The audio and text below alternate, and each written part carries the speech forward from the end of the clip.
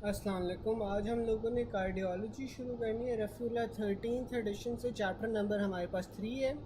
इसमें point number 39 है। सबसे पहले हम वो करते हैं, circulation in heart is maintained by local metabolites. ठीक है, तब इसका क्या मतलब हुआ कि जो आपके पास हार्ट होता है, हार्ट के अंदर जो आपके पास ब्लड सप्लाई होती है वो लोकल मेटाबोलाइट से मेंटेन हो रही होती है। ठीक है, उसके बाद लोकल मेटाबोलाइट्स ऑफ हार्ट आपके पास होते क्या हैं? जो लोकल मेटाबोलाइट्स हार्ट के होते हैं वो आपके पास एक हाइपोक्सिया होता है, यानी कि ऑक्सीजन की कमी होती है। दूसरा आपके पास एडिनोसिन होता है। ठीक है, तो ये दो फैक्टर्स होते हैं जो आपके पास हार्ट के अंदर ब्लड सप्लाई को मेंटेन कर रहे होते हैं। ब्रेन के अंदर आपके पास कौन से लोकल मेटाबोलाइट्स होते हैं? तो ब्रेन के अंदर हमारे पास कार्बन डाइऑक्साइड होती है, और कार्बन डाइऑक्साइड से जो पीएच हो रही होती है, यानी कि ज़्यादा कार्बन डाइऑक्साइड है तो पीएच आपके पास कम होगी। ये चीज़ आपके पास जौन सा होता है सर्कुलेशन को मेंटेन करके रख रही होती है। जो स्किन है, स्किन के अंदर आपके पास सर्कुलेशन कैसे मेंटेन होती है? By sympathetic stimulation, most important mechanism for temperature control. ठीक है, तो जो स्किन होती है, स्किन के अंदर आपके पास सिंपैथेटिक स्टिमुलेशन होती है जिससे आपके पास जो उनसे सर्कुलेशन मेंटेन हो रही होती है। और जो सिंपैथेटिक स्टिमुलेशन है वो आपके पास इंपॉर्टेंट होती है for mechanism of temperature control. फिर आपके पास स्केलेटल मसल्स आ जाते हैं। जो स्केलेटल मसल्स होते हैं ना, जो रेस्ट पे स्केलेटल मसल्स होते हैं, उनके अंदर आपके पास जो सर्कुलेशन होती है that is controlled by sympathetic tone. ठीक है, तो जो सिंपैथेटिक एक्टिविटी होती है रेस्ट के ऊपर, वो आपके पास सर्कुलेशन को कंट्रोल कर रही होती है। और जो एक्सरसाइजिंग स्केलेटल मसल्स होते हैं उसके अंदर लोकल मेटाबोलाइट्स अगेन आपके पास सर्कुलेशन को कंट्रोल कर रहे होते हैं। और एक्सरसाइजिंग स्केलेटल मसल्स के अंदर आपके पास कौन कौन से लोकल मेटाबोलाइट्स आ जाएंगे? आपके पास कार्बन डाइऑक्साइड आएगी, हाइड्रोजन आएगा, एडिनोसिन, लैक्टेट और पोटेशियम। इसका निमोनिक उसने दिया हुआ चॉक। ठीक है, तो ये आपके पास जो एक्सरसाइजिंग स्केलेटल मसल्स होते हैं ना, उसके अंदर आपके पास जो लोकल मेटाबोलाइट्स प्रोड्यूस हो रहे हैं वो आपके पास सर्कुलेशन को मेंटेन करके रखेंगे। जबकि आपके पास जो रेस्ट पे स्केलेटल मसल्स होते हैं उनके अंदर आपके पास सिंपैथेटिक टोन जौन सी है वो सर्कुलेशन को मेंटेन कर रही होती है। फिर आपके पास एमसीक्यूज हम देख लेते हैं। Organ whose blood is controlled by sympathetic rather than local metabolites. तो सिंपैथेटिक कंट्रोल के अंडर आपके पास क्या आ जाती है? स्किन आ जाती है। ठीक है, स्किन जौन सा होता है, स्किन के अंदर सिंपैथेटिक स्टिमुलेशन जौन सी है वो आपके पास सर्कुलेशन को कंट्रोल कर रही होती है। ठीक है, फिर आपके पास आ जाता है it also comes as sympathetic regulation occurs in which of the following instead of local metabolites. तो आपके पास ये स्किन आ जाएगी। In exercise blood flow is increase to which organ where stimulation of sympathetic system. तो आपके पास again skin आ जाएगी। In which organ blood is regulated early by sympathetic and then by local metabolites. तो ये आपके पास एक्सरसाइजिंग स्केलेटल मसल्स थे। जो आपके पास स्केलेटल मसल्स होते हैं रेस्ट के ऊपर स्केलेटल मसल्स में आपके पास सिंपैथेटिक टोन होती है जो सर्कुलेशन को कंट्रोल कर रही होती है। और जब एक्सरसाइजिंग होते हैं तो तब आपके पास लोकल मेटाबोलाइट्स होते हैं। फिर आपके पास आ जाता है during exercise total peripheral resistance decreases because of which of the effect of local metabolites of skeletal muscle arterioles. तो हमने पढ़ा था कि जो लोकल मेटाबोलाइट्स होते हैं वो आपके पास सर्कुलेशन को कंट्रोल कर रहे होते हैं स्केलेटल मसल्स में जो एक्सरसाइजिंग होते हैं। ठीक है, वहाँ पे ये जो लोकल मेटाबोलाइट्स आपके पास प्रोड्यूस हो रहे हैं ये आपके पास वेजोडाइलेशन करवाएंगे, ताकि आपके पास ये जो वेस्ट सब्सटेंसेस है ना, जैसे कि आपके पास लैक्टेट हो गया या CO2 हो गया, ये आपके पास जब स्केलेटल मसल्स एक्सेसिवली मेटाबोलाइज कर रहे होंगे सारी सब्सटेंसेस को, या एक्सेसिवली काम कर रहे होंगे, तो तब ही आपके पास सारे सब्सटेंसेस प्रोड्यूस होते हैं ना। तो तब वहाँ पे आपके पास वेजोडाइलेशन होगी ताकि ये जो वेस्ट सब्सटेंसेस हैं ये दूर की तरफ जा सकें। ठीक है, तो इस वजह से यहाँ पे आपके पास वेजोडाइलेशन होती है। फिर blood flow through non exercising muscles is controlled by sympathetic adrenergic. ठीक है, during exercise increase blood supply to muscle via local metabolites. During exercise decrease TPR। तो टोटल पेरिफेरल रेजिस्टेंस आपके पास क्यों कम हो रही है? आपके पास लोकल मेटाबोलाइट्स की वजह से। Coronary circulation is directly under control of local metabolites. अब मुझे कोई चैट बॉक्स में बता सकता है कि जो कॉर्नरी सर्कुलेशन होती है वहाँ पे कौन कौन से लोकल मेटाबोलाइट्स होते हैं? कॉरोनरी सर्कुलेशन के अंदर आपके पास कौन से मेटाबोलाइट्स होंगे, लोकल मेटाबोलाइट्स? चैट बॉक्स में कोई बता सकता है?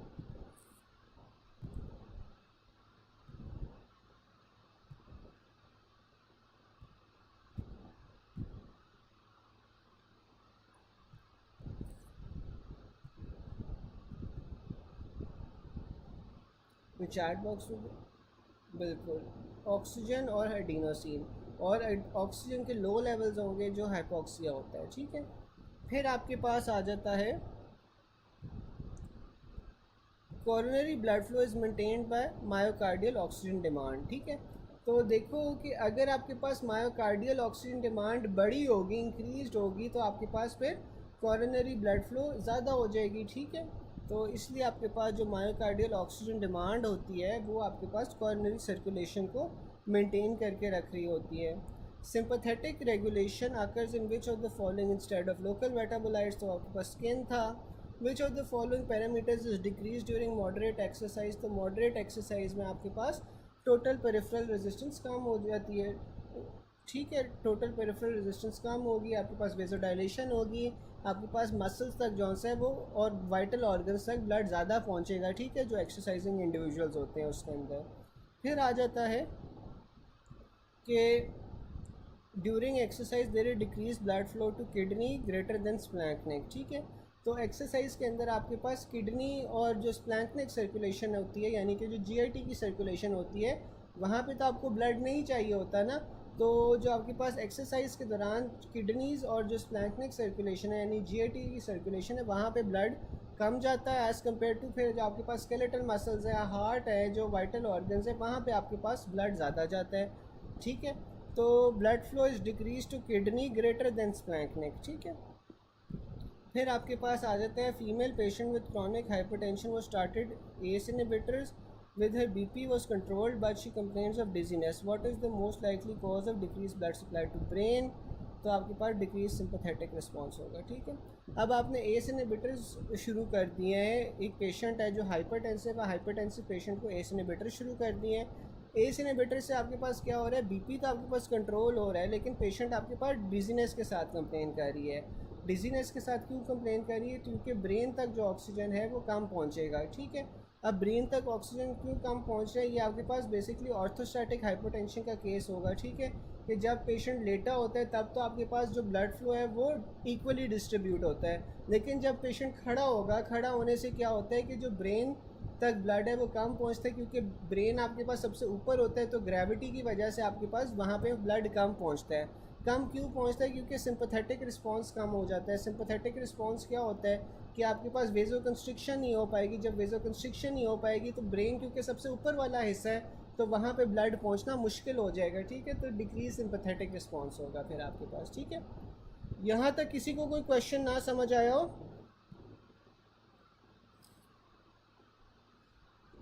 यहाँ तक किसी को कोई क्वेश्चन ना समझ, कोई पॉइंट ना समझ आया हो, किसी ने कोई चीज़ पूछनी हो? डॉक्टर हमाद क्या रिपीट कर दूँ?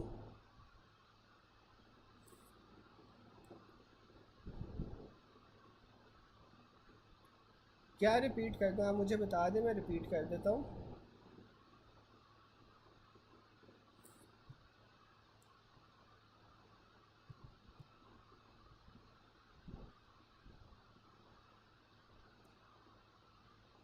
डॉक्टर हमाद अगर कोई चीज़ नहीं समझ आई तो आप मुझे बता दो, मैं रिपीट कर देता हूँ।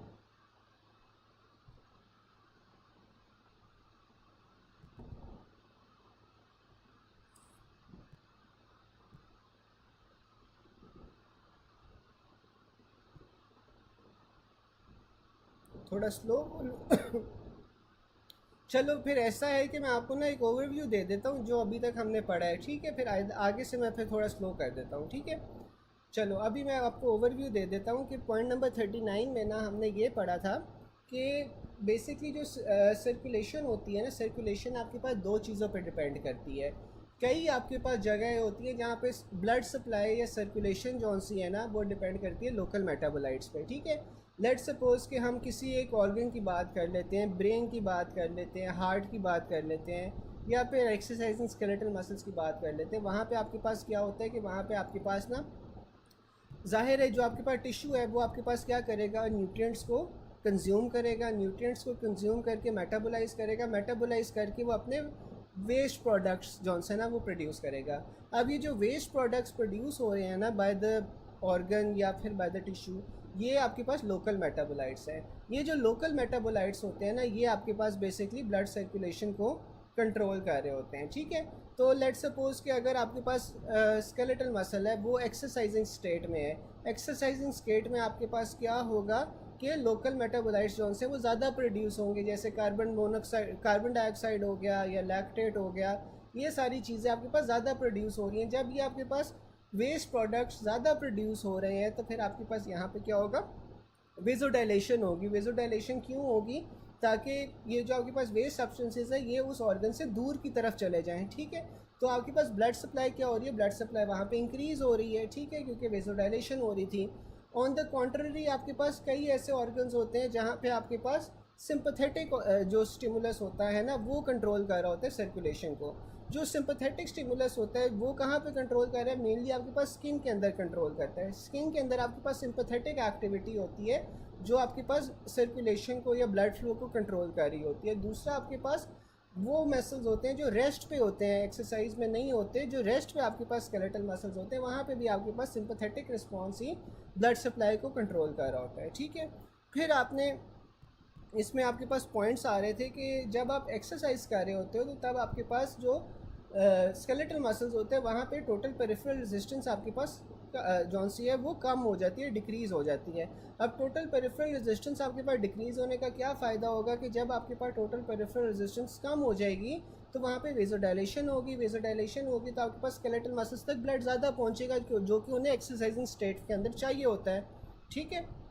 फिर आपके पास आ जाता है कि एक्सरसाइज के अंदर आपके पास जो किडनी होता है और स्प्लैंक्निक सर्कुलेशन होती है ना वहाँ पे ब्लड कम पहुँचता है, क्योंकि ज़ाहिर है आप एक्सरसाइज जब कर रहे हो तो आपको किडनीज़ में और जीआईटी के अंदर तो आपका ब्लड नहीं डाइवर्ट होना चाहिए ना, जो आपके ऑर्गन्स को ज़रूरत है, जैसे स्केलेटल मसल्स हो गया, हार्ट हो गया, ब्रेन हो गया, यहाँ पे सारा ब्लड डाइवर्ट हो जाता है, ठीक है। तो किडनीज़ में और स्प्लैंक्निक सर्कुलेशन में आपके पास ब्लड कम पहुँचता है। इसमें आपने प्रेफर क्या करना है, आपने किडनीज़ को प्रेफर करना है ओवर स्प्लैंक्निक सर्कुलेशन, ठीक है। और इसमें एज सच कोई सिग्निफिकेंट पॉइंट बाकी नहीं था। अगर किसी को कोई पॉइंट नहीं अभी भी समझ आ रहा तो आप मुझे बता दो, मैं दोबारा से समझा देता हूँ, ठीक है। यह जो ऑफिशियल टाइम है ना डॉक्टर हलीक वो 5 o'clock है, 5 से थोड़ा सा लेट हो जाता है, 5:10 5:15 तक क्लास होती है, ठीक है। तो 5 बजे 12 लाख जौन सा है ना सारे माइंड बना लिया करो, मैं आपको लिंक शेयर कर दूंगा मैक्सिमम बाय 5:10 बाय 5:15 ना मैं लिंक शेयर कर देता हूँ, ठीक है।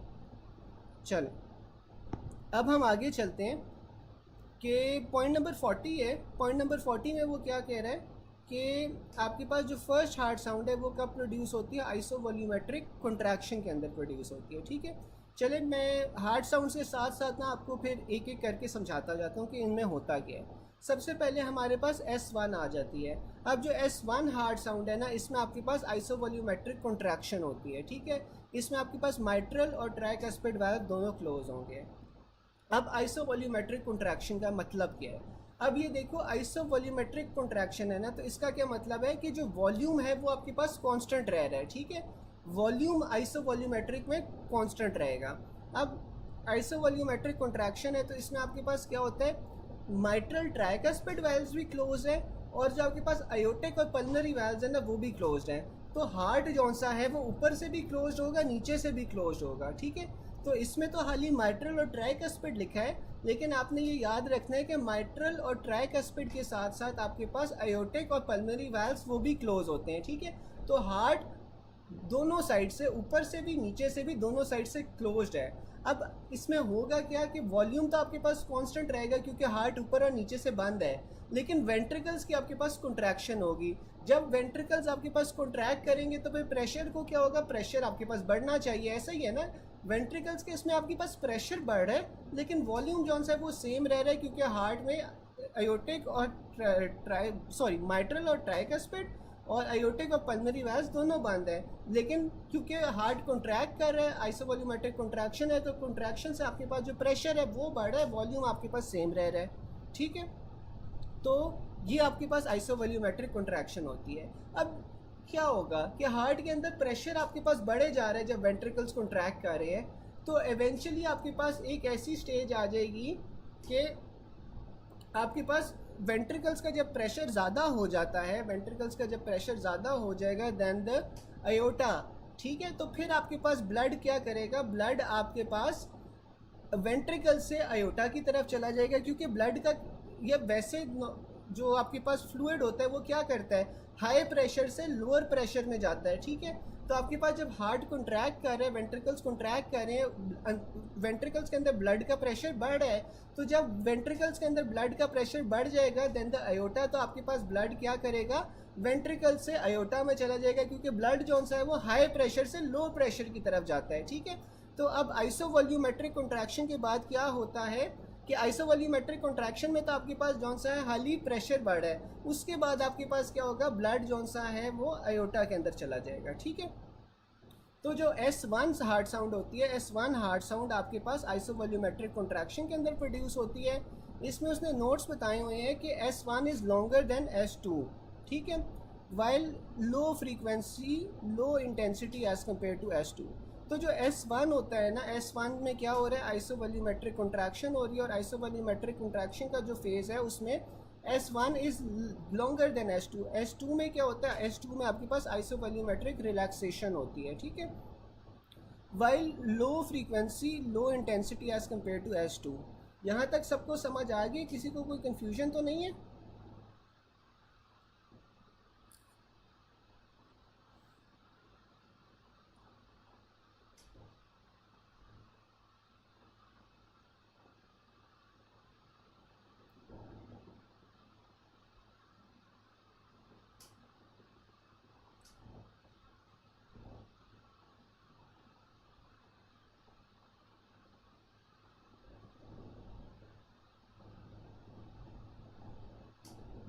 अच्छा, दूसरा ना हमारे पास S2 आ जाता है। जो S2 होती है ना, S2 आपके पास आइसोवॉल्यूमेट्रिक रिलैक्सेशन में होती है।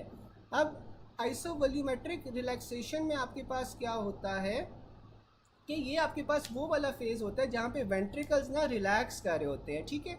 सिस्टली हो गई है, सिस्टली आपके पास हो गई है। सिस्टली के बाद क्या हुआ कि आपके पास जो ब्लड था वो आपके पास अयोटा के अंदर चला गया, सिस्टली हो गई। लेकिन सिस्टली डायस्टोली से पहले वाला फेज़ ना, उससे आप कहते हो आइसोवॉल्यूमेट्रिक रिलैक्सेशन, ठीक है। यानी कि ब्लड जौन सा है वो अयोटा में चला गया, और जब हार्ट ने रिलैक्स करना है वो आपके पास आइसोवॉल्यूमेट्रिक रिलैक्सेशन होगी। लेकिन अभी डायस्टोली नहीं शुरू हुई, ठीक है, डायस्टोली से ये पहले है। इसमें आपके पास क्या होगा कि आपके पास ये इमीडिएटली होता है आफ्टर द सेमील्यूनर वाल्व्स, यानी कि जो अयोटिक और पल्मोनरी वाल्व्स है वो क्लोज होते हैं, ठीक है। यानी कि आपके पास जो सिस्टोली था उसका एंड हो गया, लेकिन डायस्टोली शुरू होने से ये पहले का फेज़ है। इसमें आपके पास अगेन जो वाल्व्स हैं, जो ऊपर और नीचे वाले वाल्व्स थे, यानी कि जो एट्रियोवेंट्रिकुलर वाल्व्स थे, जो ट्राइकस्पिड और माइट्रल वाल्व थे वो भी बंद है, और आपके पास सेमील्यूनर वाल्व्स यानी कि जो अयोटिक और पल्मोनरी वाल्व्स थे वो भी बंद है। अब क्यों अगेन ये देखो आइसोवॉल्यूमेट्रिक है, तो आइसोवॉल्यूमेट्रिक का क्या मतलब है कि आपके पास वॉल्यूम्स चेंज नहीं हो रहे, तो आपके पास ऊपर और नीचे वाले जो वाल्व्स हैं वो दोनों बंद होंगे, ठीक है। अभी भी आपके पास जो अयोटिक पल्मोनरी वाल्व्स हैं और माइट्रल ट्राइकस्पिड वाल्व्स हैं वो दोनों बंद हैं, ठीक है। इसमें क्या होगा, आपके पास जो वेंट्रिकल का प्रेशर है वो कम होगा। अब वेंट्रिकल्स का आपके पास प्रेशर कम होगा, लेकिन जो वॉल्यूम है वो आपके पास कांस्टेंट रहेगा। इसमें भी आपके पास हार्ट के अंदर कोई ना तो ब्लड आ रहा है ना जा रहा है, ठीक है। तो अब यहाँ पे क्या हो रहा है, आपके पास वेंट्रिकल्स का प्रेशर जौन सा है वो कम हो रहा है, ठीक है। अब जब वेंट्रिकल्स का प्रेशर एक्सेसिवली कम हो जाएगा तो फिर आपके पास क्या होगा, फिर आपके पास डायस्टोली का फेज़ आएगा। डायस्टोली के फेज़ में क्या होता है कि आपके पास क्योंकि प्रेशर जौन सा है हार्ट का वो कम हो गया है, तो ऊपर से जो सुपीरियर वीना केवा, इंफीरियर वीना केवा वगैरह थे वहाँ से आपके पास ब्लड आना शुरू हो जाएगा, क्योंकि अगेन ब्लड आपके पास कहाँ से आ रहा है, हायर प्रेशर से लोअर प्रेशर में। अब सुपीरियर इंफीरियर वीना केवा में आपके पास प्रेशर ज़्यादा हो गया है, हार्ट के अंदर प्रेशर कम हो रहा है, क्योंकि हार्ट जौन सा है वो आइसोवॉल्यूमेट्रिकली रिलैक्स कर रहा है। तो जब आपके पास वहाँ पे आपके पास प्रेशर कम होगा, ऊपर आपके पास प्रेशर ज़्यादा है, तो फिर आपके पास हार्ट फेल हो जाएगा। तो ये डायस्टोली होती है, ठीक है। यहाँ तक सबको समझ आ गया, आइसोवॉल्यूमेट्रिक कॉन्ट्रैक्शन और आइसोवॉल्यूमेट्रिक रिलैक्सेशन। नहीं नहीं नहीं नहीं, अब ये देखिए, मैं फिर से आपको जिन लोगों को मसला आ रहा था मैं फिर से उन्हें बता देता हूँ कि अब ये आइसोवॉल्यूमेट्रिक है ना, आइसोवॉल्यूमेट्रिक है ना। आइसोवॉल्यूमेट्रिक का क्या मतलब है कि जो सारे वैल्व्स हैं ना, सारे वैल्व्स बंद हैं, ठीक है। आइसोवॉल्यूमेट्रिक का मतलब है कि ऊपर जो आपके पास माइट्रल और ट्राइकस्पिड वाल्व्स थे वो दोनों आपके पास बंद होंगे, ठीक है। तो आइसोवॉल्यूमेट्रिक चाहे वो कंट्रैक्शन हो चाहे वो रिलैक्सेशन हो, आपके पास ऊपर और नीचे दोनों वाल्व्स बंद होंगे, ठीक है। इसमें क्या हो रहा है, सिंपली आपके पास प्रेशर जो है ना वो ज़्यादा या कम होता है, ठीक है। अब जब आइसोवॉल्यूमेट्रिक कंट्रैक्शन है तो उसमें प्रेशर ज़्यादा हो रहा है, उसमें प्रेशर आपके पास ज़्यादा होगा लेकिन जो वॉल्यूम है वो सेम रहेगा। आइसोवॉल्यूमेट्रिक है तो ना ब्लड अंदर आ रहा है ना ब्लड ज़्यादा बाहर जा रहा है, ठीक है। तो जब उसका प्रेशर जौन सा है वो आयोटा से ज़्यादा हो जाएगा तब आपके पास सिस्टली होगी, और सिस्टली के अंदर फिर आपके पास जौन सा है ना वो आयोटिक और पल्मरी वाल्व्स खुल जाएंगे और ब्लड आपके पास लीव कर जाएगा हार्ट को, ठीक है। ऑन द अदर हैंड जो आइसोवॉल्यूमेट्रिक रिलैक्सेशन है ये कब होगी कि आपके पास सिस्टली हो गई है, ब्लड ने हार्ट को छोड़ दिया है, उसके बाद आपके पास एक फेज़ आएगा जिसे आप आइसोवॉल्यूमेट्रिक रिलैक्सेशन कहते हो। इसके अंदर भी आपके पास जो ऊपर और नीचे वाल्व्स हैं वो दोनों बंद होंगे, और आपके पास जो हार्ट का चेंबर है वो रिलैक्स कर रहा होगा। जब रिलैक्स कर रहा होगा तो उसके अंदर प्रेशर कम हो जाएगा, जब प्रेशर उसके अंदर कम होगा तो ऊपर से आपके पास जो सुपीरियर इंफीरियर वेना केव है वहाँ पे आपके पास प्रेशर ज़्यादा हो गया। तो आइसोवॉल्यूमेट्रिक रिलैक्सेशन के बाद कौन सा फेज़ आएगा आपके पास, डायस्टोलिक फेज़ आएगा। और डायस्टोलिक फेज़ में क्या हो रहा है कि हार्ट के अंदर प्रेशर कम है ऊपर प्रेशर ज़्यादा है, तो जो ब्लड है वो हायर प्रेशर से लोअर प्रेशर यानी कि हार्ट की तरफ आ रहा है फिर, ठीक है। अब सबको समझ आ गई? डॉक्टर आतिका, डॉक्टर हमाद, आपको अब समझ आ गई? अब ना हम ये नोट्स देख लेते हैं। अब क्योंकि हमने आइसोवॉल्यूमेट्री S1 और S2 पढ़ लिया है तो जो S1 होता है इज़ लॉन्गर देन S2, ठीक है। तो S1 जौन सा होता है वो लॉन्गर होता है than S2, while low frequency low intensity as compare to S2। अब जो S1 होगा वो लंबा होगा, ठीक है, लंबा होगा, लेकिन जो उसकी फ्रीक्वेंसी है या इंटेंसिटी है ना वो आपके पास कम हो गया एज़ कम्पेयर टू S2। अब जो S2 होती है, S2 में आपके पास एक स्प्लिटिंग साउंड आती है। स्प्लिटिंग साउंड आपके पास क्यों आती है कि जो इंस्पिरेशन होती है वो डिले कर देती है क्लोजर ऑफ पल्मोनिक वाल्व्स, दस causes splitting of the second heart sound. अब जब आप इंस्पायर कर रहे हो, इंस्पायर करने की वजह से आपके पास जो पल्मोनिक वाल्व है वो थोड़ा लेट बंद होता है, जबकि जो आपके पास आयोटिक वाल्व है, आयोटिक वाल्व आपके पास जल्दी बंद हो रहा है, ठीक है। ये तो हमने इस्टेब्लिश कर लिया था ना कि जो आइसोवॉल्यूमेट्रिक रिलैक्सेशन होती है यहाँ पे आपके पास क्या होगा, सिस्टली हो गई। सिस्टली होने के बाद आपके पास जो पल्मोनिक वाल्व है आयोटिक वाल्व है उन दोनों ने बंद होना है, ठीक है। लेकिन जो पल्मोनिक वाल्व है ना वो थोड़ा लेट बंद होता है इंस्पिरेशन की वजह से, जबकि आपके पास जो आयोटिक वाल्व है वो थोड़ा जल्दी बंद हो जाता है, ठीक है। तो इस वजह से आपके पास फिर S2 हार्ट साउंड जो है उसके अंदर स्प्लिटिंग आ जाती है।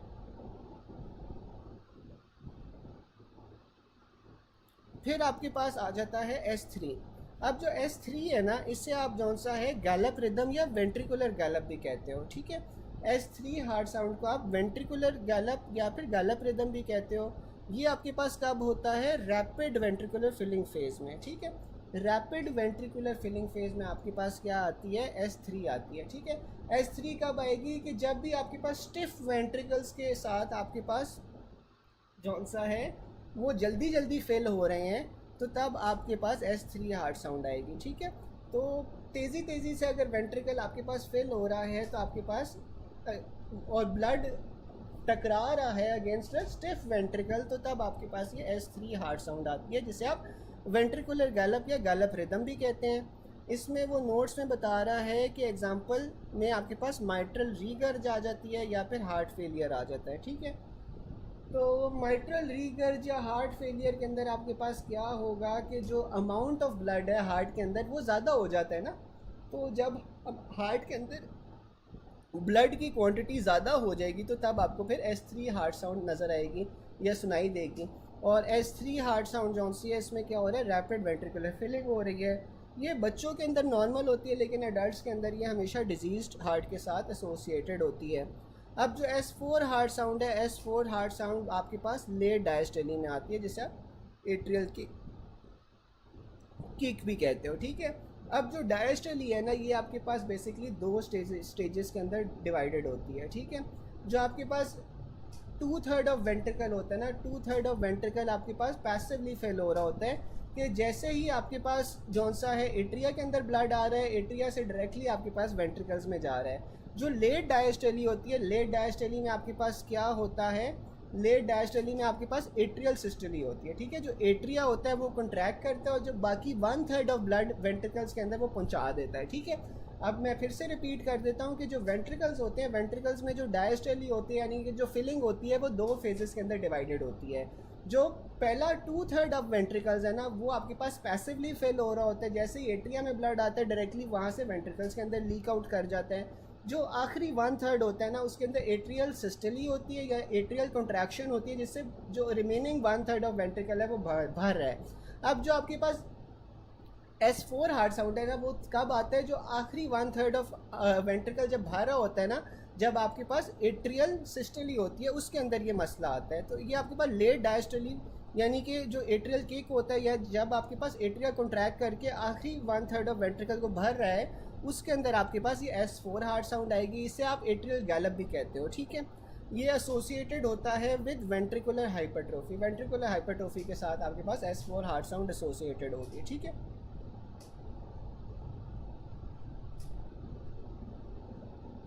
फिर आपके पास S1 हार्ट साउंड आ जाती है। During cardiac cycle the first heart sound during, तो जो फर्स्ट हार्ट साउंड होती है वो आपके पास या S1 आपके पास आइसोवॉल्यूमेट्रिक कॉन्ट्रैक्शन के अंदर आती है। It also comes as development of first heart sound synchronises most with which of the following phases of the cardiac cycle, तो आपके पास वो आइसोवॉल्यूमेट्रिक कॉन्ट्रैक्शन होगा। S1 related to which phase on ECG, तो आपके पास वो QRS कॉम्प्लेक्स होता है। आप लोगों को पता है कि जो QRS कॉम्प्लेक्स होता है वो कब बनता है, जब आपके पास वेंट्रिकुलर कॉन्ट्रैक्शन हो रही होती है। और वेंट्रिकुलर कॉन्ट्रैक्शन आपके पास क्या होती है, ये आइसोवॉल्यूमेट्रिक कॉन्ट्रैक्शन ही होती है ना, तो ये आपके पास QRS कॉम्प्लेक्स को डिनोट करती है ECG के ऊपर। और JVP के अंदर वो पूछ लिया, अभी हमने JVP पढ़ी तो नहीं है लेकिन अभी ये याद रख लो कि JVP के अंदर जो C वेव होती है, C वेव आपके पास वो वेंट्रिकुलर कॉन्ट्रैक्शन को ही डिनोट कर रही होती है। फिर आपके पास आ जाता है loud S1 occurs in PR interval less than normal. तो अगर आपके पास S1 जो सी है लाउड हो रही है तो इसका क्या मतलब है कि जो PR इंटरवल है वो आपके पास लेस देन नॉर्मल होगा। It also comes as first heart sound becomes louder when PR interval is at the lower limit of the normal, ठीक है। तो PR इंटरवल आपके पास क्या होता है, PR इंटरवल आपके पास वो वाला टाइम होता है जब आपके पास वेंट्रिकल फिलिंग होती है, ठीक है। वेंट्रिकुलर फिलिंग आपके पास PR इंटरवल में हो रही होती है। तो अगर लाउड S1 है इसका मतलब है कि हार्ट जो सा है वो ज़्यादा कॉन्ट्रैक्ट कर रहा है, ज़्यादा कॉन्ट्रैक्ट करेगा तो आपके पास जो टाइम बचेगा हार्ट को फिल होने का वो कम हो जाएगा। तो PR इंटरवल इस वजह से आपके पास कम हो जाती है, ठीक है, जब लाउड S1 होती है। फिर आपके पास S2 हार्ट साउंड आ जाती है। जो S2 हार्ट साउंड है is heard at the onset of which phase, तो आपके पास आइसोवॉल्यूमेट्रिक रिलैक्सेशन थी S2 हार्ट साउंड के लिए। Heart sound difference between S1 और S2, तो S1 की आपके पास हायर ड्यूरेशन होती है, यानी कि जो S1 होता है वो लंबा होता है एज़ कम्पेयर टू S2, लेकिन उसकी जो आपके पास इंटेंसिटी होती है, फ्रीक्वेंसी होती है, वो आपके पास S2 की ज़्यादा होती है, ठीक है। फिर आपके पास आ जाता है auscultation. First heart sound is variable in atrial fibrillation. तो एट्रियल फिब्रिलेशन एक तरह का एरिथमिया है, ठीक है, जिसके अंदर आपके पास एट्रिया सही तरह कॉन्ट्रैक्ट नहीं करता। जब एट्रिया सही तरह कॉन्ट्रैक्ट नहीं करेगा तो आपको जो फर्स्ट हार्ट साउंड है वो वेरिएबल मिलती है, ठीक है। अच्छा, फिर आपके पास आ जाता है splitting of S2 heart sound is due to delayed closure of pulmonary valve. ये हमने अभी ऊपर पढ़ लिया था। यहाँ तक यार किसी को, चलिए मैं MCQs रिपीट कर देता हूँ। MCQs मैं रिपीट कर देता हूँ यार किसी को और ना समझ आ रही हो अभी तक, किसी को कोई भी पॉइंट ना समझ आ रहा हो तो यार अभी मुझे बता दो। मैं ज़्यादा तेज़ तो नहीं जा रहा, अगर किसी को कोई मसला है तो यार मुझे बता दिया करो साथ साथ चैट बॉक्स में, मैं वो ना कोशिश करूँगा कि आपका सॉल्व हो जाए करे, ठीक है। तो मैं आपको ना MCQs का एक ब्रीफ ओवरव्यू दोबारा से दे देता हूँ कि आपके पास जो कार्डियक साइकिल होती है इसके अंदर फर्स्ट हार्ट साउंड आपके पास कब प्रोड्यूस हो रही होती है। कार्डियक साइकिल में जो फर्स्ट हार्ट साउंड है वो हमने पढ़ा था, या S1 हमारे पास आइसोवॉल्यूमेट्रिक कॉन्ट्रैक्शन के अंदर आ रही होती है, ठीक है। और जो S1 हार्ट साउंड होती है या आइसोवॉल्यूमेट्रिक कॉन्ट्रैक्शन होती है वो ECG पे किस चीज़ के साथ कॉरिस्पॉन्ड कर रही होती है, QRS कॉम्प्लेक्स के साथ। आप लोगों को पता है जो QRS कॉम्प्लेक्स होता है वो कब बनता है, जब आपके पास वेंट्रिकुलर कॉन्ट्रैक्शन होती है। और JVP के अंदर आपके पास ये किस चीज़ के साथ एसोसिएटेड होता है, C वेव के साथ, ठीक है। जेवीपी में जो सी वेव होती है ना, वो भी आपके पास वेंट्रिकुलर कंट्रैक्शन को ही डिनोट कर रही होती है, ठीक है। फिर आपके पास आ जाता है लाउड S1। चले मैं कर लेते हैं। फिर आपके पास ना S1 जौन सी है, S1 आपके पास अकर करती है जब आपके पास लाउड S1 होती है, जब PR इंटरवल आपके पास लेस देन नॉर्मल होते हैं, ठीक है। तो देखो जब S1 होती है, S1 क्या डिनोट कर रही होती है, आपके पास कंट्रैक्शन को डिनोट कर रही होती है, ठीक है। S1 जब कंट्रैक्शन को डिनोट कर रही होगी, लाउड S1 आपको कब मिलेगी, जब कंट्रैक्शन ज़्यादा हो रही होगी। अब PR इंटरवल क्या होता है, PR इंटरवल होती है जहाँ पे आपके पास वेंट्रिकल्स फिल हो रहे होते हैं। तो वेंट्रिकल्स जब आपके पास फिलिंग टाइम आपका रिड्यूस हो जाएगा, कब रिड्यूस होगा, जब आपके पास हार्ट की कंट्रैक्शन ज़्यादा होगी, या वेंट्रिकल जब ज़्यादा कंट्रैक्ट करेंगे तो उनका जो फिलिंग टाइम है वो आपके पास रिड्यूस हो रहा है, ठीक है। तो इस वजह से आपके पास लाउड S1 आपके पास कब होगी, जब PR इंटरवल आपके पास लेस देन नॉर्मल होगा।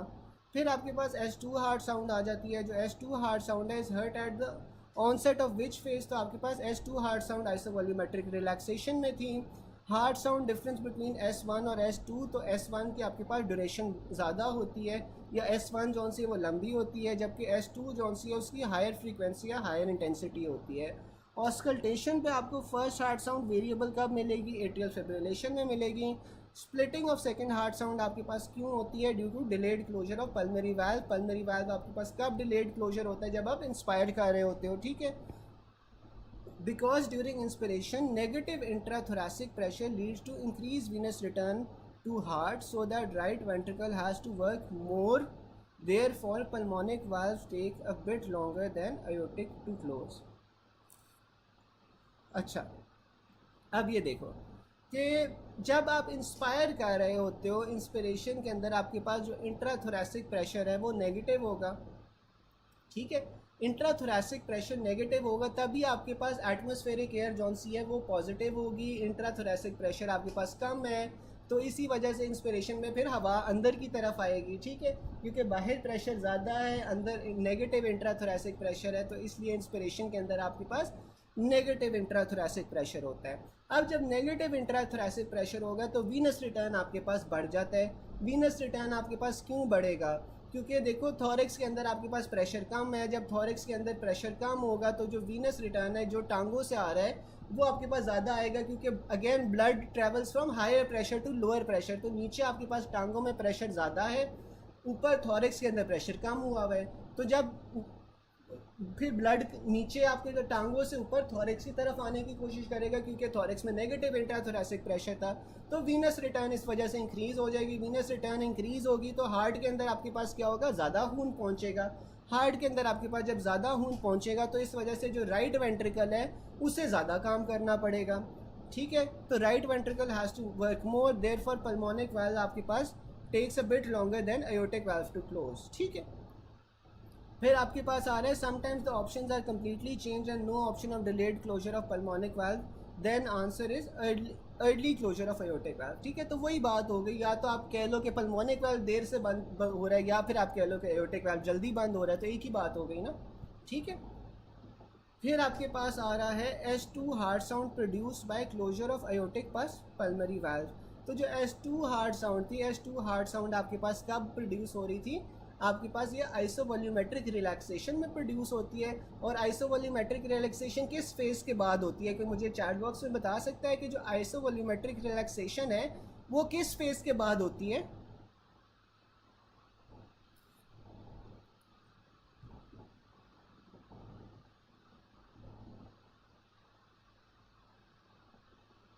आइसोवॉल्यूमेट्रिक रिलैक्सेशन किस फेज़ के बाद होती है।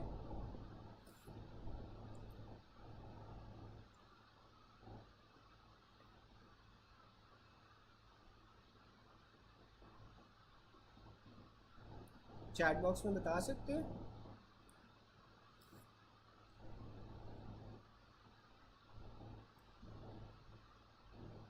नहीं नहीं, आइसोवॉल्यूमेट्रिक कॉन्ट्रैक्शन के बाद तो नहीं होती, कोई और मुझे बता सके। बिल्कुल सिस्टली के बाद होती है।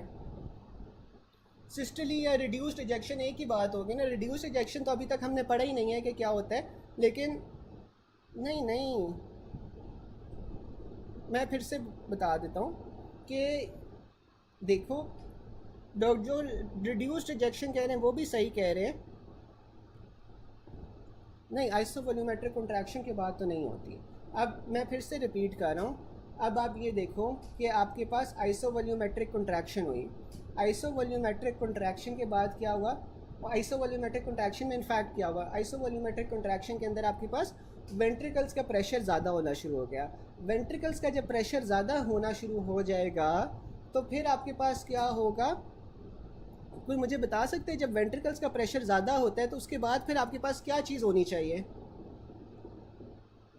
वेंट्रिकल्स का जब प्रेशर ज़्यादा होगा तो फिर उसके बाद कौन सा फेज़ आना चाहिए? सिस्टली आना चाहिए, डायस्टली आना चाहिए?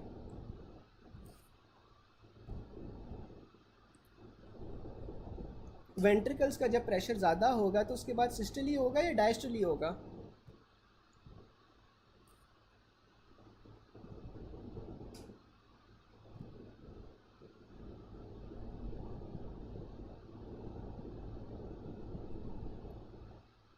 बिल्कुल सिस्टली होगा ना।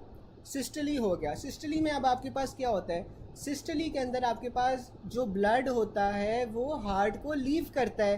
ठीक है, ब्लड ने हार्ट को छोड़ के अयोटा में चला गया। ठीक है, ब्लड हार्ट को छोड़ के अयोटा में चला गया, आपके पास सिस्टली हो गई। अब सिस्टली के बाद कौन सा फेज़ होगा? बिल्कुल, बिल्कुल सही कह रहे हैं आप। तो सिस्टली के बाद अब आपके पास कौन सा फेज़ होगा? ब्लड हार्ट को छोड़ गया है, फिर आपके पास कौन सा फेज़ आना चाहिए?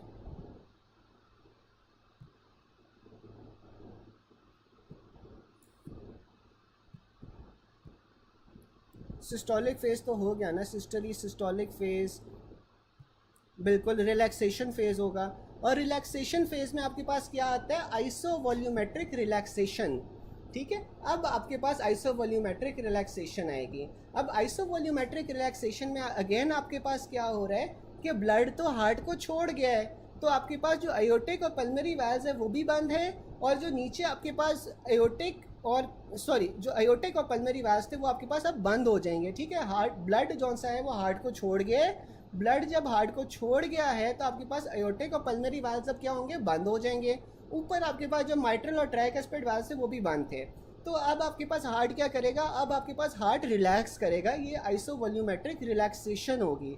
ठीक है, तो आइसोवॉल्यूमेट्रिक रिलैक्सेशन होगी। इसके अंदर जौन सा है वॉल्यूम कम या ज़्यादा नहीं हो रहा, हार्ट सिर्फ रिलैक्स कर रहा है। जब हार्ट रिलैक्स करेगा इसका प्रेशर क्या होगा? प्रेशर इसका कम हो जाएगा। और जब इसका प्रेशर कम होगा तो फिर उसके बाद क्या होगा? डायस्टली होगी। डायस्टली में क्या होगा? क्योंकि हार्ट का प्रेशर कम हो गया है तो हार्ट फिल होगा। ठीक है, तो इस वजह से फिर आपके पास फिर जो ऊपर से हार्ट फिल होना शुरू हो जाएगा। ठीक है, अब सबको समझ आ गई कि देखो कि आपके पास जो मैं कहाँ पे था?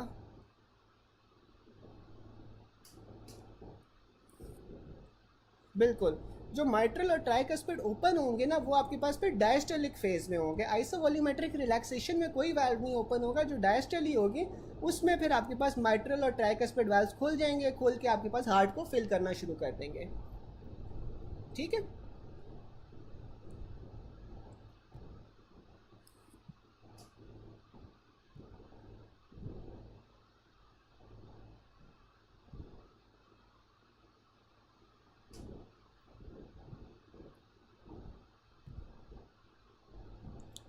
तो ये आपके पास जौन सा है ना S2 आपके पास अब कब प्रोड्यूस होती है? जो सेकंड हार्ट साउंड है, सेकंड हार्ट साउंड आपके पास कब प्रोड्यूस होती है? क्लोजर ऑफ अयोटिक और पल्मरी वाल्व्स में।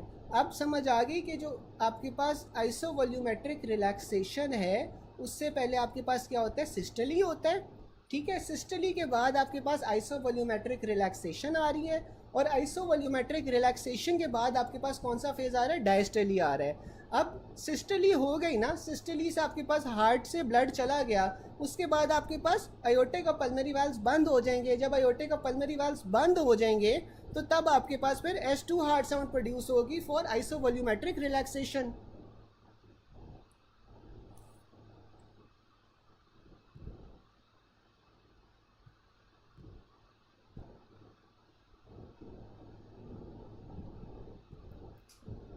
नहीं नहीं डॉक्टर आयशा, ये ना ट्रांसिट के दरमियान में होता है। ठीक है, जो आप कह रहे हो ना, आप जो कह रहे हो वो ट्रांजिशन होती है। अब बेसिकली देखो ना कि जो आइसोवॉल्यूमेट्रिक है ना, तो आइसोवॉल्यूमेट्रिक में ये थोड़ी सी ट्रांजिशन हो रही होती है जब आपके पास नीचे वाले वाल्व और ऊपर वाले वाल्व दोनों बंद हैं।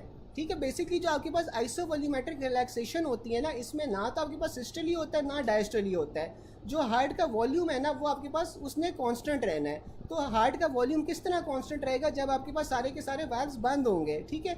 और जब ये आपके पास आइसोवॉल्यूमेट्रिक रिलैक्सेशन से डायस्टोलिक फेज शुरू हो जाएगा, तब आपके पास ऊपर वाले वाल्व्स पे खोल जाएंगे।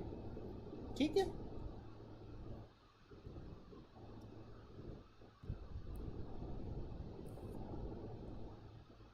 तो डॉक्टर आयशा, ये जॉनसन है, ये आपके पास ट्रांजिशन वाला फेज है। इसके बाद जब डायस्टली होगी, डायस्टली के अंदर फिर आपके पास जॉनसन है ऊपर वाले वाल्व्स खुलना शुरू हो जाएंगे।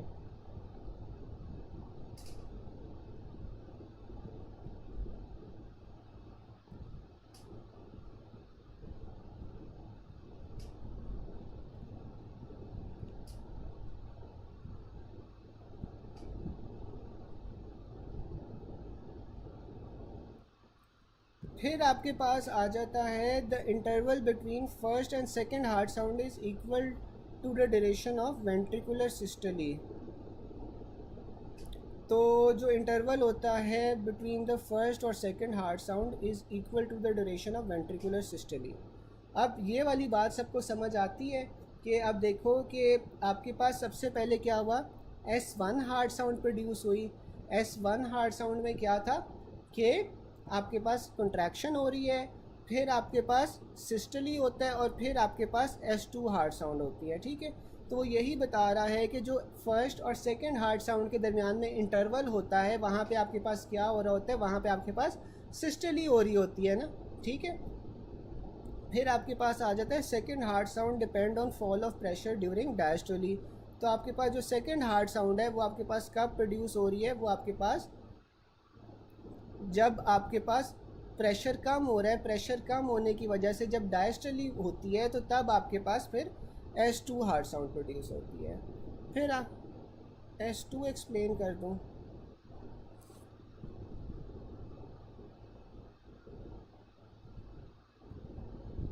S2 में क्या चीज़ यार नहीं समझ आ रही है, एक्सप्लेन कर तो दिया। अच्छा, अब ये देखो कि जो S2 हार्ट साउंड है ना, S2 हार्ट साउंड में आपके पास क्या होता है, आपके पास सिस्टली हो गई है। जब सिस्टली हो जाएगी तो उसके बाद आपके पास जो पल्मनरी और एयोटिक वाल्व है उसने बंद होना है ना, सिस्टली हो गई है।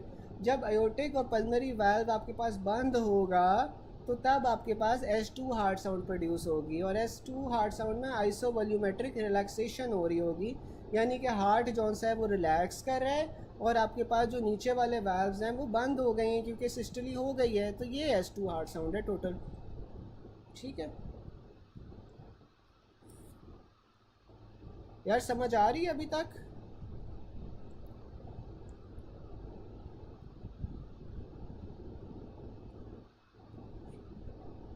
फिर आपके पास जौन सा है S3 आ जाती है, third heart sound also known as ventricular gallop. अब जो थर्ड हार्ट साउंड है उससे आप वेंट्रिकुलर गैलप भी कहते हैं।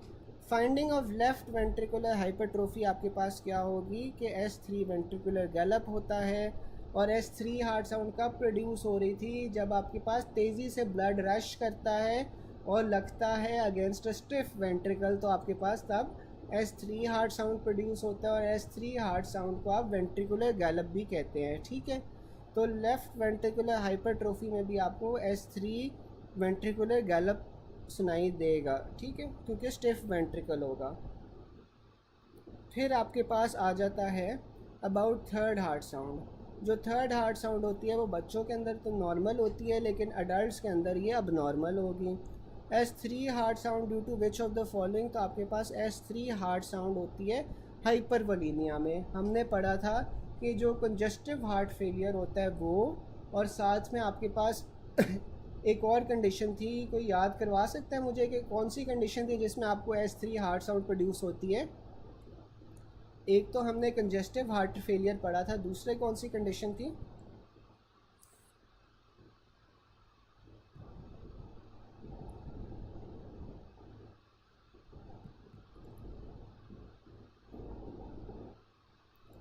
दूसरे आपके पास माइट्रल रीगर्जिटेशन थी ना, तो इन दोनों कंडीशंस के अंदर आपके पास जो हार्ट के अंदर ब्लड वॉल्यूम होता है वो बढ़ जाता है, ठीक है। वो बढ़ जाएगा तो आपके पास ब्लड ब्लड फ्लो वो इंक्रीज़ हो जाएगा, जो वेंट्रिकल्स की तरफ जा रहा है वो वेंट्रिकल के वॉल के साथ टकराएगा, तो आपके पास फिर S3 हार्ट साउंड प्रोड्यूस होगा, ठीक है, बिल्कुल। फिर हमारे पास आ जाता है third heart sound is due to rushing of blood rapidly in the ventricle. फिर आपके पास आ जाता है third heart sound is produce due to rapid ventricular filling. A slow, low-pitched third sound is auscultated in many young individuals. It is due to vibration set up by rapid inflow of blood into the ventricles, ठीक है। फिर आपके पास आ जाता है the heart sound produced due to vibration of ventricular wall during rapid ventricular filling। आपके पास ये थर्ड हार्ट साउंड प्रोड्यूस कर रहा है। फिर आपके पास S4 आ जाती है, जो फोर्थ हार्ट साउंड है वो आपके पास कब प्रोड्यूस होती है, एट्रियल सिस्टली में, ठीक है। एट्रियल सिस्टली में प्रोड्यूस हो रही थी ना, मैंने आपको बताया था कि जो वेंट्रिकुलर फिलिंग होती है वो दो तरीक़ों से होती है, ठीक है। जो फर्स्ट 2/3 ऑफ वेंट्रिकल है वो आपके पास पैसिवली फिल होता है, ठीक है, जबकि आपके पास जो आखिरी 1/3 ऑफ वेंट्रिकल है उसने आपके पास एट्रियल सिस्टली में फिल होना है, ठीक है। एट्रिया कॉन्ट्रैक्ट करेगा, एट्रिया कॉन्ट्रैक्ट करके जो रिमेनिंग 1/3 ऑफ वेंट्रिकल है उसे भर देगा, ठीक है। तो जो S4 हार्ट साउंड है ना, जब एट्रियल सिस्टली होती है, यानी कि जो आखिरी 1/3 ऑफ वेंट्रिकल ने फिल होना है, तब आपके पास S4 हार्ट साउंड प्रोड्यूस होगी। और जो S4 हार्ट साउंड है वो आपके पास कब प्रोड्यूस हो रही है, vibration in the ventricular wall during atrial systole. Regarding heart sound, the Audible heart sound lies in the range of 440 to 500 cycles पर सेकेंड। ये आपने एज इट इज़ याद करना है कि जो हार्ट साउंड्स होती हैं, जो ऑडिबल हार्ट साउंड्स होती हैं, वो आपके पास साउंड रेंज करती है 440 to 500 साइकिल्स पर सेकेंड में, ठीक है।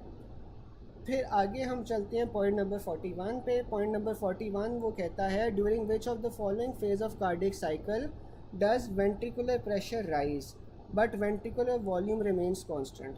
तो अब तो ये आप लोगों को पता होना चाहिए ना कि वो कौन सा फेज़ होगा जब आपके पास वेंट्रिकुलर प्रेशर बढ़ रहा है लेकिन जो वेंट्रिकुलर वॉल्यूम है वो आपके पास कांस्टेंट रह रहा है, तो वो आपके पास आइसोवॉल्यूमेट्रिक कॉन्ट्रैक्शन होगी।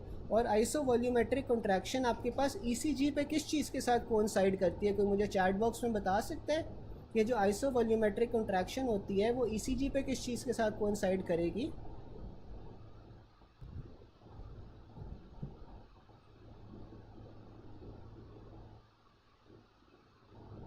ECG पे कौन सी वेव होती है?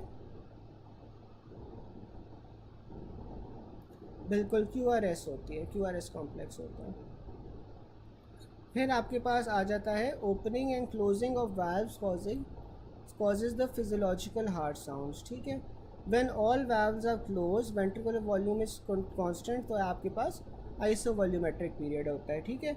अब ये जो डॉक्टर आयशा कह रही थी ना पहले, अब ये देखें डॉक्टर आयशा कि अब आपके पास यहाँ पे क्या वो कह रहे हैं कि जब आपके पास सारे के सारे वाल्व्स क्लोज्ड होते हैं ना, ठीक है, और वेंट्रिकुलर वॉल्यूम कांस्टेंट है, तो इस फेज़ को आप आइसोवॉल्यूमेट्रिक कहते हैं, ठीक है। अब ये या तो आइसोवॉल्यूमेट्रिक कॉन्ट्रैक्शन हो सकती है या आइसोवॉल्यूमेट्रिक रिलैक्सेशन भी हो सकती है। लेकिन आइसोवॉल्यूमेट्रिक में आपने क्या बात याद रखनी है कि जो आइसोवॉल्यूमेट्रिक फेज़ होगा ना, उसके अंदर आपके पास सारे के सारे जो हार्ट वाल्व्स हैं वो क्लोज्ड होंगे, ठीक है, और जो वॉल्यूम है वो कांस्टेंट होगी। प्रेशर आइसोवॉल्यूमेट्रिक कॉन्ट्रैक्शन के अंदर ज़्यादा होता है, जबकि आइसोवॉल्यूमेट्रिक रिलैक्सेशन के अंदर जो प्रेशर होता है वो कम होता है, ठीक है। फिर आपके पास आ जाता है एट्रियल सिस्टली। अब जो एट्रियल सिस्टली है वो ECG में आपके पास कहाँ पे होता है, P वेव पे, ठीक है। ECG में आपके पास जो P वेव होती है वो एट्रियल सिस्टली को डिनोट कर रही होती है। अच्छा, मुझे कोई ऐसी कंडीशन बता सकता है जिसमें P वेव्स एब्सेंट हों? कोई चैट बॉक्स में ऐसी कंडीशन बता सकते हैं जिसमें P वेव्स आपके पास एब्सेंट होती हैं?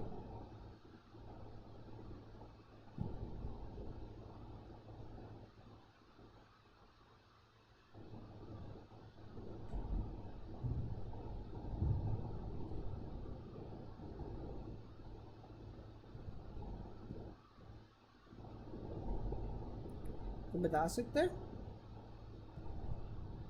बिल्कुल, एट्रियल फिब्रिलेशन होती है। एट्रियल फिब्रिलेशन के अंदर आपके पास जो सा है वो P वेव्स एब्सेंट होंगी।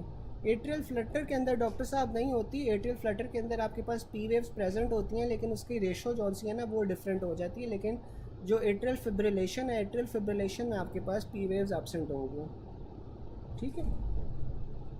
फिर आपके पास आ जाता है कि on ECG is preceded by P wave. अच्छा, जो आप जगुलर वीनस प्रेशर होता है या जेवीपी होती है ना, जेवीपी के अंदर आपके पास जौन सा है वो जो एट्रियल सिस्टली है that is denoted by A wave, ठीक है। तो ए से आपके पास एट्रियल सिस्टली है, ए से आपके पास ए वेव है, जेवीपी में आपके पास वो ए वेव से डिनोट हो रही होती है। इन ventricular hypertrophy filling of ventricle by atrial systole causes fourth heart sound which is not audible in normal adults, ठीक है। तो वेंट्रिकुलर हाइपरट्रोफी में आपके पास क्या हो रहा है, आपके पास एट्रियल सिस्टली जौन सा है उसमें आपको फोर्थ हार्ट साउंड मिलती है, ठीक है। तो फोर्थ हार्ट साउंड हमने पढ़ा था कि पैथोलॉजिकल होती है, और ये कब होती है, जब एट्रियल सिस्टली होती है तो तब आपके पास फोर्थ हार्ट साउंड प्रोड्यूस हो रही होती है। होगी कब, वेंट्रिकुलर हाइपरट्रोफी में। फिर आपके पास आ जाता है आइसोवॉल्यूमेट्रिक वेंट्रिकुलर कॉन्ट्रैक्शन। अब ये तो आपको पता होना चाहिए, फिर भी मैं पढ़ देता हूँ। Between mitral valve closing and aortic valve opening, ठीक है। तो असल में तो इसमें देखो कि आपके पास सारे के सारे जो वाल्व्स हैं वो बंद हैं, लेकिन ये होता कब है कि जब माइट्रल वाल्व्स भी बंद हों और आपके पास आयोटिक वाल्व ओपनिंग शुरू हो रही हो, लेकिन अभी आपके पास सारे वाल्व्स बंद हैं, ठीक है। Period of highest oxygen consumption, क्योंकि अब यहाँ पे आपके पास वेंट्रिकल्स कंट्रैक्ट कर रहे हैं तो आपको सबसे ज़्यादा ऑक्सीजन चाहिए होगा, सबसे ज़्यादा एनर्जी चाहिए होती है, ठीक है। begins during the QRS complex which represents the electrical activation of the ventricles. When ventricular pressure becomes greater than atrial pressure, the AV valves close and produce first heart sound. Because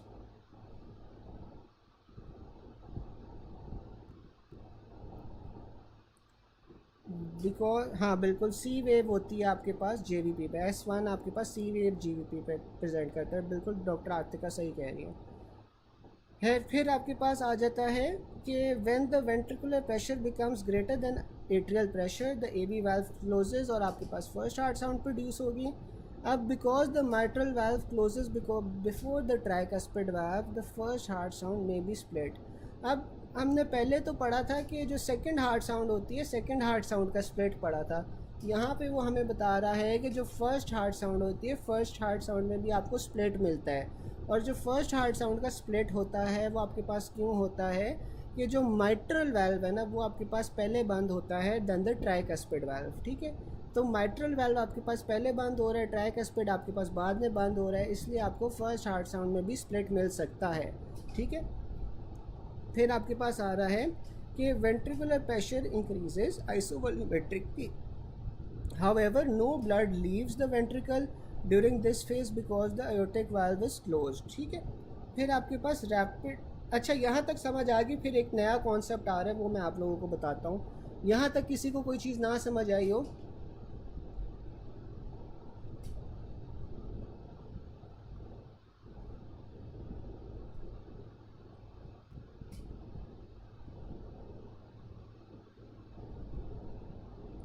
यहाँ तक किसी को कोई चीज़ ना समझ आई हो, यहाँ तक आप एक बार क्लियर कर लो ताकि फिर जौन सा है ना हम आगे चलें। आगे एक नई चीज़ आ रही है वो फिर मैं आपको बता देता हूँ।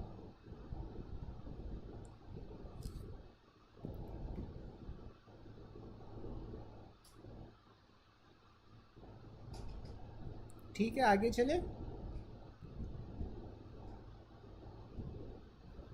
चले अब ना यार देखो आपके पास क्या हुआ, आइसोवॉल्यूमेट्रिक कॉन्ट्रैक्शन तो हो गई।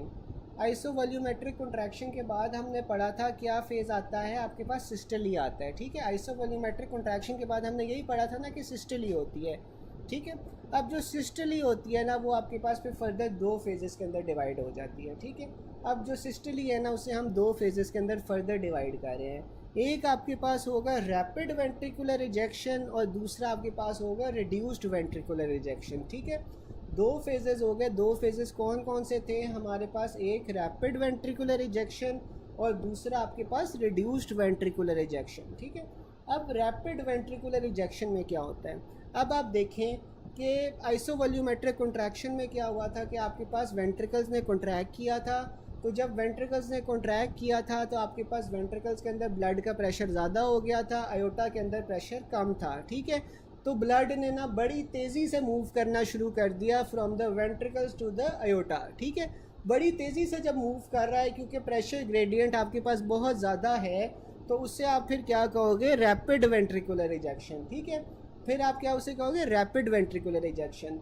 अब हुआ क्या कि अब आपके पास रैपिडली जो है ना ब्लड वेंट्रिकल से आयोटा में जा रहा है। अब जैसे जैसे वो आयोटा में जाता जाएगा तो आयोटा का प्रेशर क्या होगा, आयोटा का प्रेशर इंक्रीज़ होता जाएगा, जबकि वेंट्रिकल्स का प्रेशर जौन सा है वो कम होता जाएगा, ठीक है। तो शुरू में जो ब्लड बहुत तेज़ी से जा रहा था, जैसे जैसे आपके पास आयोटा का प्रेशर ज़्यादा हो रहा है तो आपके पास जो ब्लड की स्पीड है जाने की वो भी कम होती जाएगी, क्योंकि आपके पास जो प्रेशर डिफरेंस था वो भी अब कम होता जा रहा है, ठीक है। जिस तरह आपके पास आयोटा में ब्लड जा रहा है तो जो आपके पास प्रेशर डिफरेंस है between the iota and the ventricles वो कम होता जा रहा है। तो फिर आपके पास रैपिड वेंट्रिकुलर इजेक्शन से आपके पास रिड्यूस्ड वेंट्रिकुलर इजेक्शन फेज आ जाएगा, ठीक है। तो ये अब हमने जौन सा है ना वेंट्रिकुलर सिस्टोली को भी दो में डिवाइड कर लिया। शुरू में रैपिड वेंट्रिकुलर इजेक्शन, बाद में आपके पास रिड्यूस्ड वेंट्रिकुलर इजेक्शन, ठीक है। तो ये हमने इसे दो फेजेस में डिवाइड कर लिया।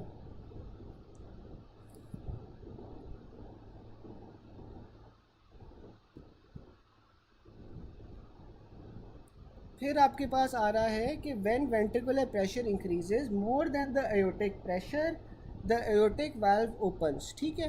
तो अब आयोटिक वाल्व खुल गया है, ventricular volume decreases dramatically because most of the stroke volume is ejected during this phase, और आपके पास जो एट्रियल फिलिंग आपके पास यहाँ पे शुरू हो जाती है। The amplitude of the pulse pressure is greatest at, एक सेकेंड, ये 23 है, ये 26 है, 24 25 मिस हो गया है। अच्छा गाइज, यहाँ तक समझ आ गया सबको? रैपिड वेंट्रिकुलर इजेक्शन और रिड्यूस्ड वेंट्रिकुलर इजेक्शन समझ आ गई है? बिल्कुल, डॉक्टर आयशा सही कह रही हैं कि आपके पास जो रिड्यूस्ड वेंट्रिकुलर इजेक्शन है उसमें हाईएस्ट प्रेशर होगा, ठीक है। डॉक्टर आयशा आप सही कह रहे हो, लेकिन वैसे कॉन्सेप्ट समझ आ गया रिड्यूस्ड वेंट्रिकुलर इजेक्शन और रैपिड वेंट्रिकुलर इजेक्शन का, ये दोनों में फ़र्क समझ आ गया। जो डॉक्टर आयशा कह रही है ना वो भी मैं बात आपको समझाता हूँ, लेकिन अभी तक समझ आ गया?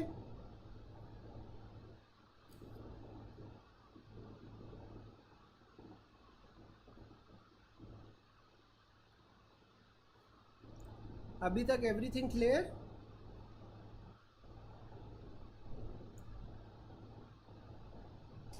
चले, आप ऐसा करो यार, मुझे ना 2 मिनट, सिर्फ 2 मिनट की आप लोग ब्रेक ले लो, पानी शानी पी लो।